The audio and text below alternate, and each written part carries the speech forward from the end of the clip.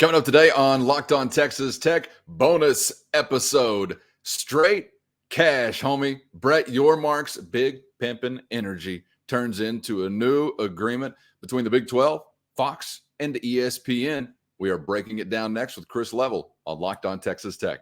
You are Locked On Texas Tech, your daily podcast on the Texas Tech Red Raiders, part of the Locked On Podcast Network, your team every day. We're going to start this thing off right. Raider!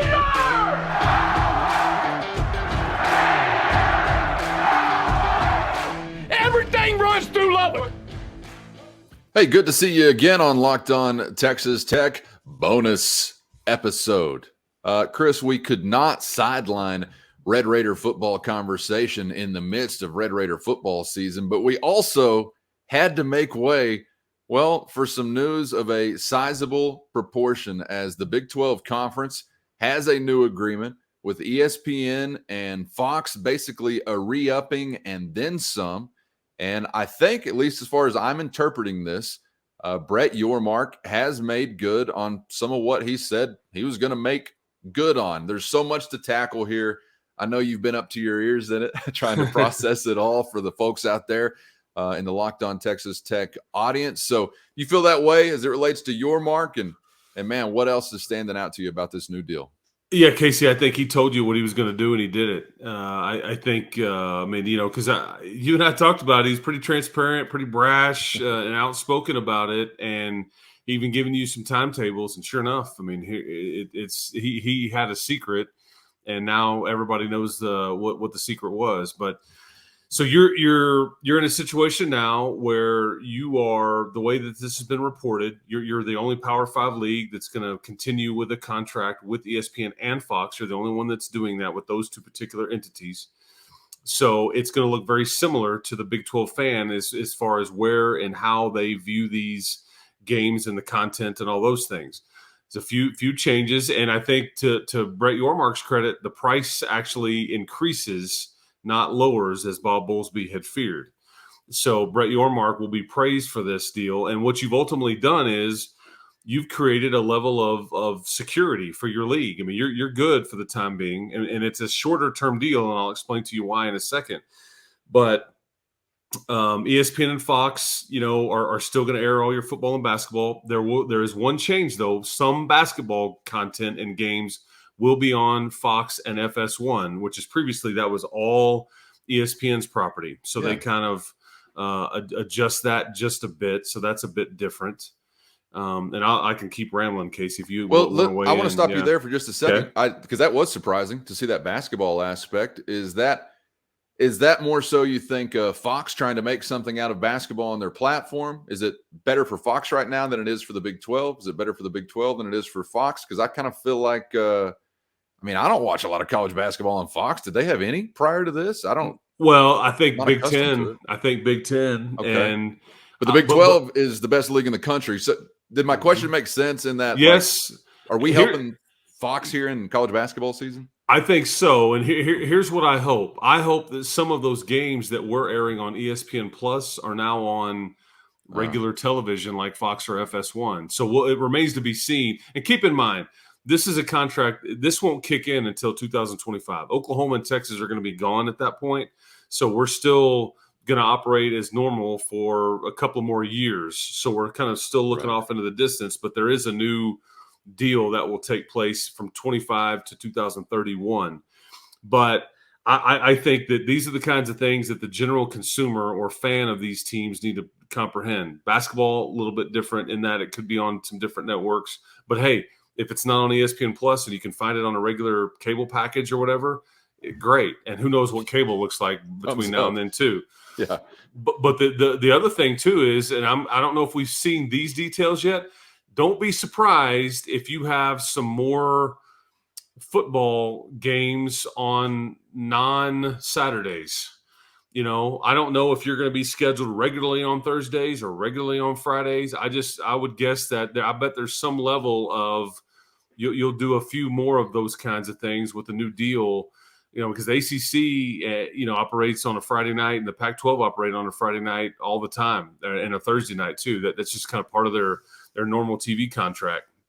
So I'm not saying that I know that that's going to happen. I just wouldn't rule it out, and I'm okay with it if that's what came with it. So be it. If it's fair for everybody and equal and all those things. If you got to host a non-Saturday game every 3 years or whatever it may be, that so be it. But here's the part that you're going to be somewhat juiced about, I think, because you beat the Pac-12 to the deal. And there is language in this contract from ESPN that says if you add more members, then the number goes up. Okay, Mm-hmm. like it behooves you to go add to your league. There's incentives there. Fox, however, has only verbally said that yeah, sure, we'll do this, but it's not in any of the language in the contract, as I understand it. Really? Okay. Correct. I didn't know that difference. So for ESPN, it's ironclad. For Fox, it's like, hey, sure, thumbs up. It's kind of just their general word. Yeah. And the reason Brett Yormark wanted a fairly short-term deal is because Fox only gave you their word. It's not in the contract, but also because he wants to re-up before the SEC and the ACC re-up their next one. But also he wants to be able to try to add members between now and then and say, okay, now look what we've got. Now what is this worth? There's some line of thinking there. But it's going to, all said and done, it's going to equal, I think, what these Big 12 athletic directors feel like is going to be north of $50 million per school per year. And that's up from about $42 million, which you got this past year. So you're not in the neighborhood of the SEC or the Big Ten at all. You're just not going to be. But you're going to be on par or much better than the Pac-12 and ACC. I think you're in much ACC? better shape than the ACC. The ACC's problem is they went for security. Yeah. And they kicked that can way down the road. You can't even see that can anymore, and so they're stuck. Yeah. I mean, they got their network. They've got security. I mean, they're good to go, but it's like they're being, it's very dated all of a sudden. Their television contract. Right. So, Well, I got to be honest. I'm very excited about this for the Big 12 conference, and even with Texas and Oklahoma, if nothing had changed, you're never going to get Big 10 or SEC money anyway. I think you always were trying to make sure that you were not in the basement with the Pac-12 and you were edging out the ACC, which for the most part you've done. Certainly as a 10-member league, you were doing that as far as payouts are concerned. But I don't think there's anything about this really, as far as it relates to comparing those top two, that really changes with the Longhorns and Sooners or without. You're always going to be looking up at those. My fear is long-term, of course, that gap really continues to grow possibly, but I think this is a great first step for the Big 12 as far as their new look and their new era. And I just continue to laugh, Chris, at all these comparisons between the present Pac-12 minus USC and UCLA. I'm talking about with Oregon and Washington still versus this future Big 12. And they refuse to consider the Pac-12 without Oregon and Washington, which is what it is going to be eventually. And also maybe some others in California without those. But even so, Chris, it really seems like, all right, play that game. You want to include Oregon and Washington, and they're never going to leave the Pac-12. The Big 12 has still gone out and made some hay in a way that the Pac-12 couldn't. And, I think that really – I can't imagine Bob Bowlesby doing this. No. It's hard for me to just attribute to one guy the ability to impact it so dramatically, but I feel like I have no choice. I feel like it's all BPE, Brett Yormark, big pimpin' energy that got you this cash, Chris. I think if Bowlesby gets any credit, it is because anything that he had to do with, and I believe that he did, and so I want to give credit where it's due because it looks like a genius move to add Central Florida, Houston, BYU, and Cincinnati because the Pac-12 can't make that move. They don't have those options. And I think if you're still sitting on your hands and going, well, let's just see, we don't want to split up the pie anymore. No, you went and added. And I think at the time you're like, okay. But I think as this has played out, that looks like a better and better move as it's gone along. And I think Brett Yormark has actually proved that with the contract that he's just brought to you. So if there's any credit that Bowlesby does get, any level that he had in that those additions, he gets credit. But his short-sightedness or feeling like, okay, TV money goes down by half without Texas OU, almost just kind of pouting and just not seeing an avenue that he was never going to get anything like this done. And Yormark, he dealt with several companies and is able to deliver. The Pac-12 schools, because you're going to read plenty, and I'll be willing to tell you, it's not going to surprise me, and I want people to hear me here. It's not going to surprise me if the Pac-12 comes up with an agreement soon or a year from now that actually eclipses yours. However, and this is going to be a sticking point to some and not to others. If they do, most of that money is going to come from Amazon or Apple. So the crux of the argument is, do you want people to actually see your teams and see your content, see your players, see what you're about and your product, or do you want them to have to search for it? And you may be cashing a check, but nobody can find you. Nobody can see. It's not on any kind of platform, whereas you're still a part of the party with the ESPN and Fox, the ones that are basically directly involved that run the college football playoff. So, and Chris, you're the only one partying with both. Correct. Yes. That I know of. That's it. That's it. You're the only Power 5 league that has your first and second tier rights are with both of those companies. Everybody else is kind of one or the other. And so at least as it stands right now. It's like somebody's saying, what would you do with $380 million? Man, I'd do two networks at the same time, man. That's what I'm hearing in my head. Yeah, for the Big that's 12. Right. And you will add Pac-12 schools if the Big Ten expands. If the Big Ten expands and they call Oregon and Washington, if that any expansion by the Big Ten, at that point you will add Pac-12 schools. If the Big Ten, for whatever reason, says, you know what, don't want to do it, thought about it, I don't think that's what will happen. I agree with you earlier, but if they just say, you know what, we're good, we're going to shut it down now, I can envision a scenario where those Pac-12 schools try to stay together, and maybe it's better for them to do so. But I'll also tell you that if you do add, I'm telling you, it's Oregon and Arizona. Excuse me. It's Utah and Arizona. Those are the two most realistic additions. I don't think it's realistic. You may want to talk to Oregon and Washington. I don't think that's realistic at the end of the day. I don't know. But I do think that Utah and Arizona are very realistic, and you've got them ranked much higher than you would Arizona State and Colorado. Not that you wouldn't take 4, but those are the two. So I can see you taking 2, you taking 4, or taking none. And the Big Ten will get to make that decision.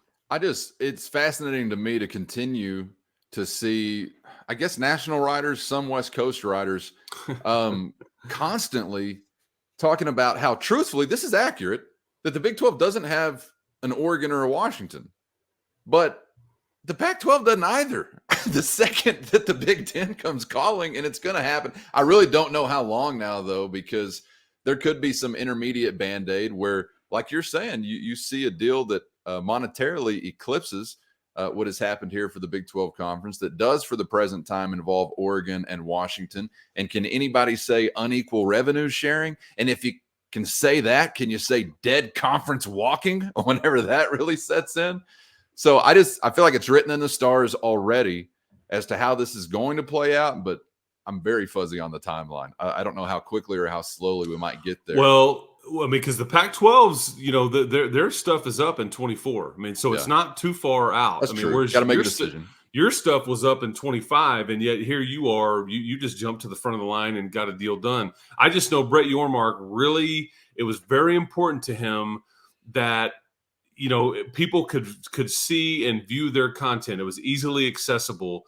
And while others may pay more for that, like Apple and Amazon, which are going to, potentially bid on the Pac-12 stuff, you can't get to it. You can't see it. And that's a problem think about it, recruits and all the stuff that comes with the product, or, it's just, I stream the Amazon Prime game on Thursday nights too. I know you do as well. But you're stuck there. And I'm confused every time. Yes. But you're stuck there watching it. You can't flip channels. You can't see what else is on. That's you're just kind of stuck viewing it. And I think Yormark, the sense was he did not want to have his Primo content operating that way. I mean, I don't really do so much with the tech game, Chris, but when I'm just watching the biggest games of the day, even for the biggest game, I'm still channel surfing during the Yes. commercials. I still want to take them all in. It's because you're a man. That's it's right. because you're a grown man, and this is what we do. We want to flip. Right. We want to see. We it's hunt, hard to we hold gather. our attention. Yes, it's hard to hold our attention. I mean, you've got these awesome things from like a ESPN app or whatever where you can put 4 on simultaneous. I mean, and that's what people want to do. I mean, that's part of the thrill sometimes of going to a sports bar and being able to take it all in 360 degrees. I don't do it so much again when it's my team. I'm paying a little bit more attention. But I absolutely would be fearful of any future that only involved, at least for right now, streaming partners. I think they absolutely made the right call to try to bend over backwards to continue to maintain these relationships with these linear networks. So I think that's definitely a good thing for the Big 12 Conference. Yeah, and the last thing, I mean, the real winners here ultimately. I mean, if you are Cincinnati or Central Florida or BYU or those new additions, they just went from making about 7 a year. BYU had a different deal, but they went to make about 7 million ish a year. They're going to be making 50 plus. Like when this new deal kicks in, they may, there may be not quite that when they first enter, but I mean, they just went from outhouse to penthouse for as far as their status goes. I mean, that's the truth. And for the general fan, though, Casey, here's what you can expect. You can now still afford, because I mean, I think if you're thinking, okay, if we go backwards here, okay, well, we can't afford to pay our coordinators this or this coach that, or keep this coach here if somebody wants to hire him. And again, if the SEC and the Big Ten want to come in and money whip you, they're probably going to be able to do that. However, I think that people thought that was going to be like, okay, do we have to cut some budgets? Do we have to cut a sport?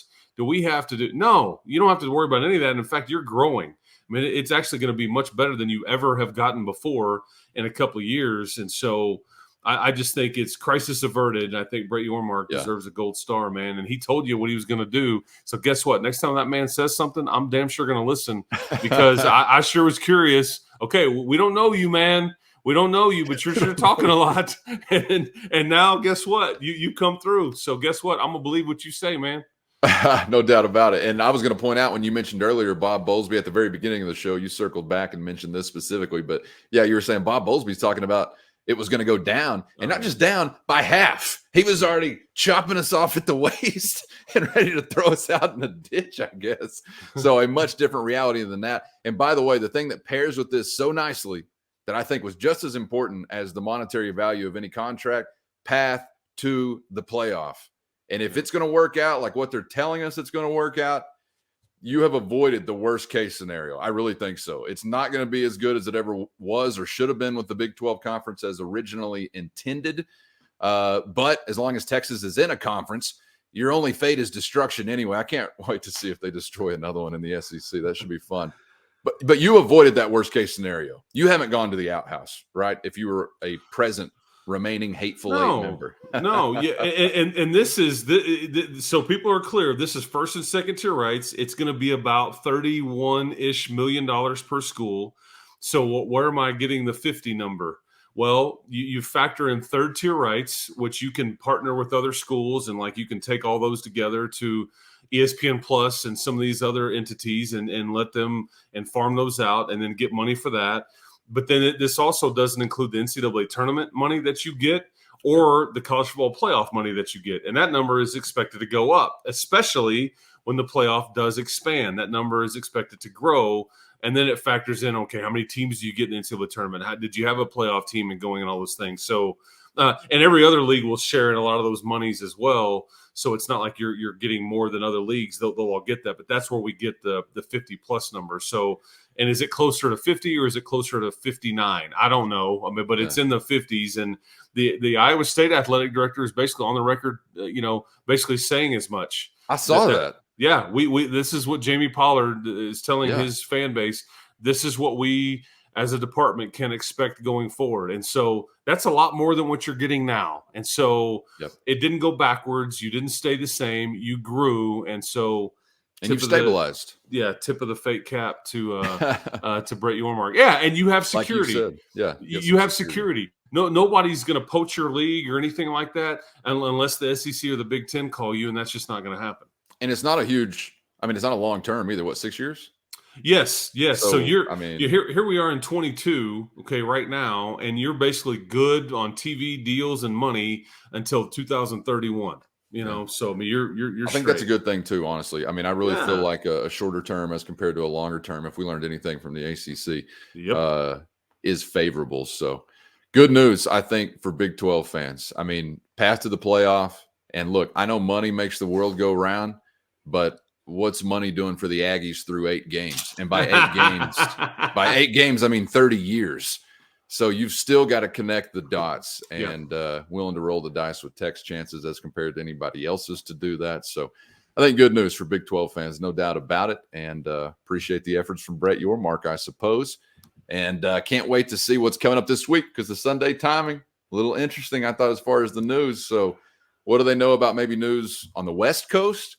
What do they know about just maybe applying some pressure? I think there's a Pac-12 president's meeting or something like that going down to kick off the week. So early in the week, really interesting timing. Interesting timing. Yep, that's right. Like, give me my popcorn's ready. That's right. And we feel good now because we got a seat, so we can strap in and just enjoy the show as we move forward for a little while. Enjoy the show all week long on the Locked On Texas Tech YouTube channel or anywhere you get podcasts because we've got bonus content just like this coming your way. So keep your eyes peeled. Be subscribed on YouTube so you know when the latest episode hits. And, of course, we are back each weekday morning with a brand new episode. He's the only Chris Level. I'm Casey Cowan. Chris, thanks for the time again, man. Yes, sir, man. Enjoyed it. Keep hope alive. Yes, sir. And be right back here for another edition tomorrow on the Locked On Podcast Network of Locked On Texas Tech.